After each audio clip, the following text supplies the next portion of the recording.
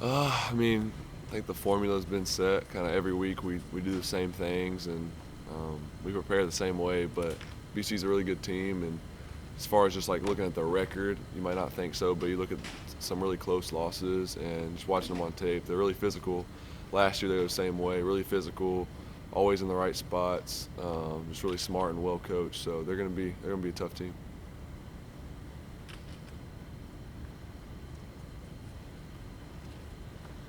Trevor, it seems like you handle yourself really well in all situations.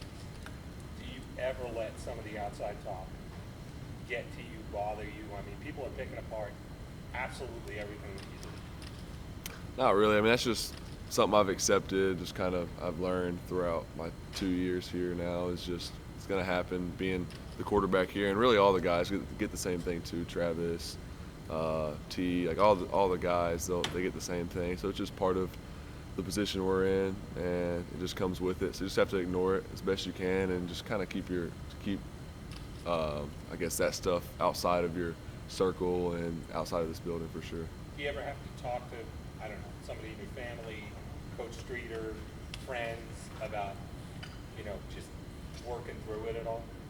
Yeah, I think just having conversations about stuff like that, if it's bothering you, is really important. I mean, I think I do a good job of keeping all the outside noise outside and not really looking at it, but it is good to have people you can bounce things off of and just tell people how you feel if you're struggling with something or even just, want to get away from football for a little bit. So it's been good. Did you see on film anything in the first quarter that you didn't already know in real time?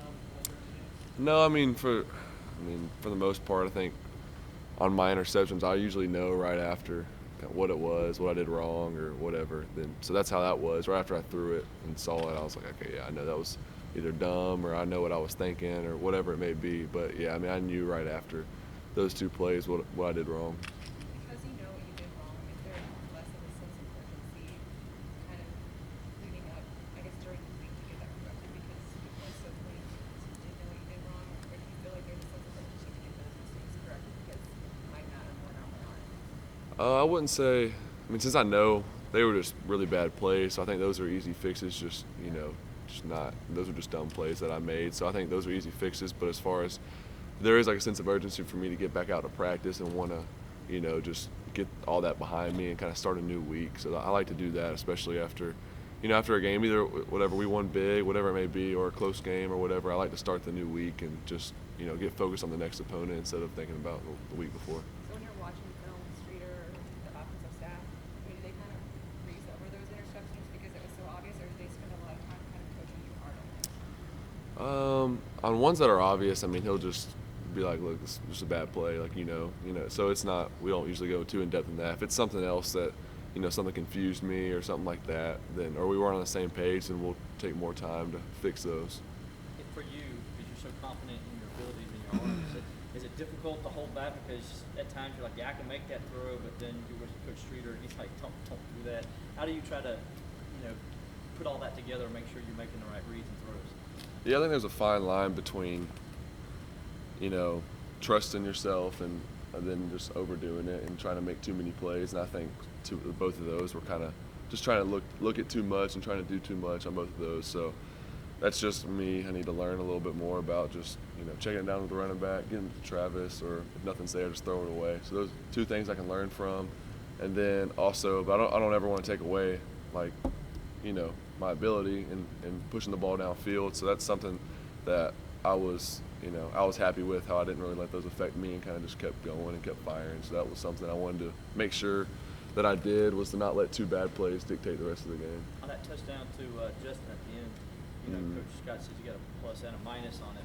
Do you feel like that's a throw, though, that if he didn't get it, that it just falls out the back of the end zone? I think so. I mean, I feel like I put it in a spot where it was either he was going to get it or no one was. But, I mean, maybe if it got, like, tipped or something crazy, it could have been bad. But, I mean, yeah, looking back on it, in the situation with 17 seconds and, we had one timeout left, probably would have been smarter just to, check it down or throw it away quick so we can run another play and then timeout and either score or kick a field goal. But that was just kind of instincts kicking in, trying to make a play. On that play, Justyn waves you off. He waves to let you know he's open. Can you see him from 40 yards downfield down there waving you off amongst all that traffic?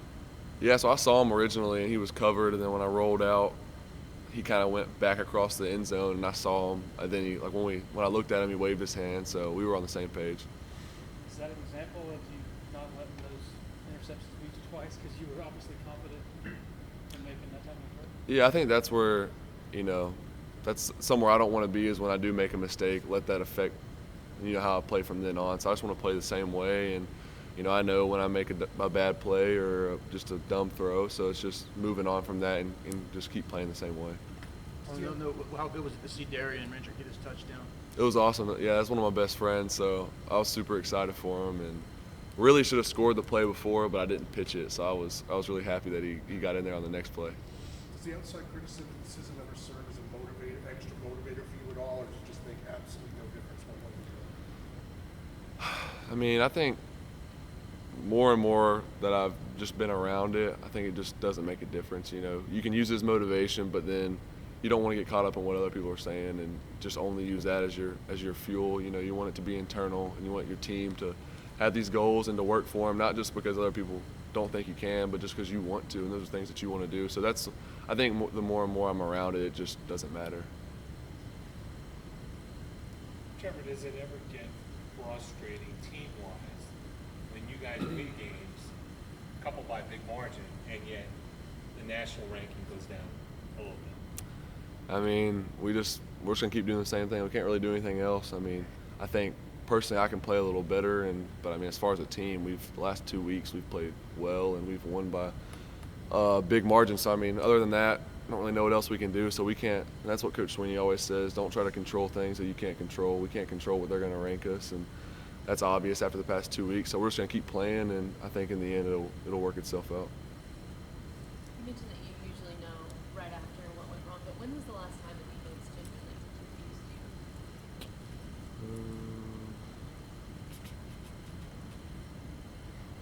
I don't know. I mean, I'm sure there's been times, maybe not even necessarily interceptions, Sure. but there's been a few times this year, I guess, people have done some good things just to make things look different, disguise coverages, and I can't think of a specific one, but there's been a few times. I think most of my interceptions have been either just bad plays, trying to do too much, or like a tip or just something like that. So, but yeah.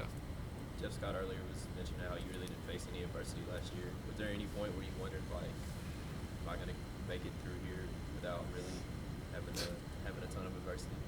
No, I kind of knew it was coming eventually. I don't think anyone goes through college playing and doesn't have any adversity. So I knew it was coming eventually. I didn't really think about it too much, and just kind of when it comes up, I'll be ready for it.